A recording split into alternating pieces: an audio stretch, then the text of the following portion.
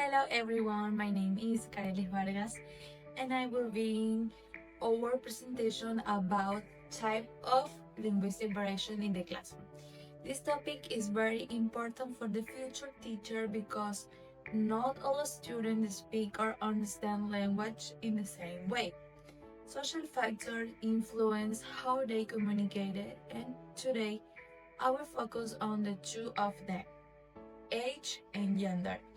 Age is a key element that shapes how language is used. For example, younger learners often prefer informal words, slangs, or even abbreviations when they interact with friends, while older learners usually rely on more formal vocabulary and structured grammar. In the classroom, this difference is very clear. When we teach English to children, we often use songs, games, and simple words. But when we work with adults, we use debates, reading, and academic tasks that require more complex languages. Gender also plays an important role in linguistic variations. In many situations, boys and girls may communicate differently. Students suggest that female students are more likely to use polite forms and supportive comments, such as saying, "I agree with you," while male students to be more direct or competitive when sharing opinions. In classroom activities, it can be seen during group discussions where girls may collaborate more and boys may challenge each other more openly. Understanding these partners is essential for teachers because it helps us to create an inclusive environment where every student feels respect and have the opportunity to participate fairly. Hello everyone, my name is Karen Vera, and now we will focus on two very important variables, register and code switching. First, let's discuss register. This refers to the degree of formality we use when communicating, which can change depending on the circumstances and the people with whom we speak. In the classroom, it's very common to use how students change their register. For example, a student might say to the teacher, "Teacher, may I go to the bathroom?" using a formal register. But when talking to his classmate next to him, he simply says, "Dude, I have to go to the bathroom." Well, this variation does not imply that one is right and one is wrong, but that each register plays a role depending on the context. As a teacher, we have a responsibility to instruct students in how to discern when it is appropriate to use a formal register and when an informal one is appropriate. Now, let's discuss code switching. This term refers to the interchange of two languages or varieties in the same dialogue. In English lesson, it is very common since students sometimes mix English and Spanish to communicate. A student, for example, might say, "Teacher, no entiendo this part of the exercise." Here we observe how English is transformed when it is included in Spanish sentences. And this phenomenon, instead of being considered an error, can be used as a didactic strategy. The teacher has the possibility of guiding the students to repeat the idea in English in its totality, which helps to reinforce his or her learning. Another linguistic variable is socioeconomic status, which refers to the position of a person or group within society, considering income, education, of type of employment. This influences the way students communicate and the experience they can share.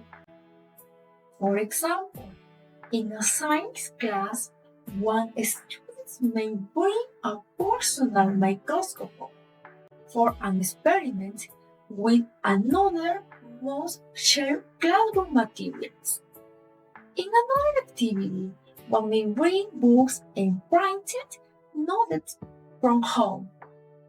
while another relies on consulting the library or digital resources at school. Socialite is the way of speaking linked to the social or cultural group to which each student belongs. For example, when recounting their weekend activities, one student said, I went with my family to the museum and we learned about history. Using more formal language, another commented, I went out with my friends to the park to play soccer using more informal and youthful socialite.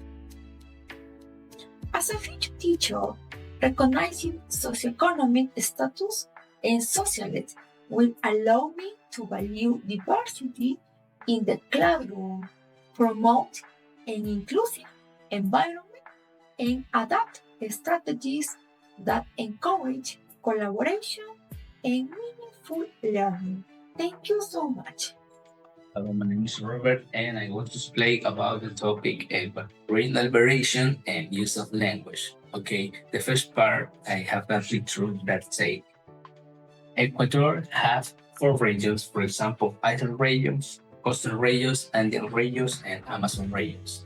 And I need to say that variation of language in this region, for example, coastal and island regions speak just Spanish, and Andean regions speak other languages, Andean language, and Amazon region speak other languages, Amazon regions.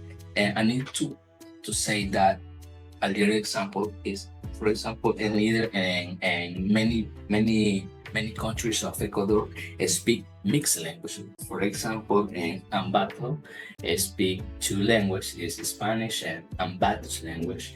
In other parts of Ecuador speak two languages. For example, Quito speak, for example, Quechua, Shuar, and Spanish, and etc. Yeah. This is the first part. The second part is use of language. In use of language, I need to say that when you have in the classroom different students from different countries of Ecuador, and you can find students from Costa, students from Andean, and the students from Amazon region, and this part inclusive, they learn other expression is not native from the all from their countries. For example, coastal regions have a native expression, for example, Heipana or Ñañito, etc. Andean regions have native expression, for example, vecino or the Spanish word pero and final sentence. And Amazon region is different, yes. And this affect you when you have students from different countries in your classmate. Okay, thank you. Hi everyone, my name is Brittany Paez and I'm going to talk about the point 5, linguistic style. What makes your way of speaking unique? That's precisely what the linguistic style is all about. Explain. It refers to the personal and unique which each individual uses language. It's like your verbal right beat. It includes your tone, your word choice, your pace, whatever you tell stories on, even your use of humor. Unlike your gesture will change depending on who you're talking to, your linguistic style and more permanent part of your identity. It's shaped by your culture, your experience, and your personality. For example, imagine two students giving their opinions on a book they have read. One student imagines Sophia has a very direct and analytical style. She may say the authors use the metaphor effective fight fits the protagonist's internal conflict. Another student, for example Mateo, has a more narrative and expressive style. I could say that I feel like I was standing right there with the character when he said that. It was so powerful. Wow! but are involved significantly both with their own style. Thank you so much.